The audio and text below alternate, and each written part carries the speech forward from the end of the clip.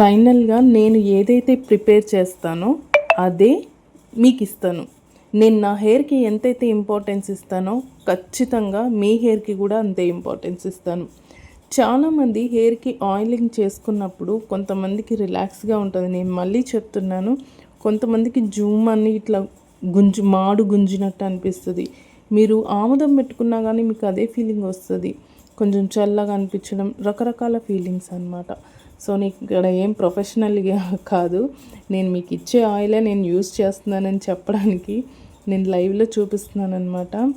So మీకు కొంచెం హెయిర్కి ఏమైనా కొంచెం ఏమంటారు హెడ్ఏక్ లాగా అనిపించింది అనుకోండి, ఈ ఆయిల్ కాదు ఏ ఆయిల్ యూజ్ చేసినప్పుడైనా చాలామందికి అలాగే అనిపిస్తూ ఉంటుంది. సో ఆ టైంలో మీరు అమరావతి కానీ నవరత్న ఆయిల్ కానీ కలిపి అప్లై చేసుకోండి. అది మీకు మంచి బెనిఫిట్ ఇస్తుంది. కానీ ఆయిల్ అప్లై చేయడం మాత్రం మర్చిపోవద్దు, ఓకేనా?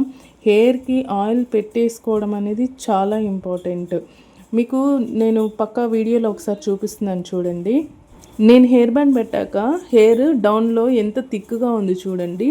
అంత థిక్నెస్ని మెయింటైన్ చేసుకోవాలంటే మనం ఖచ్చితంగా డైలీ హెయిర్కి ఆయిల్ అప్లై అనేది చేసుకోవాల్సింది. హెయిర్కి ఆయిల్ అనేది చాలా ఇంపార్టెంట్.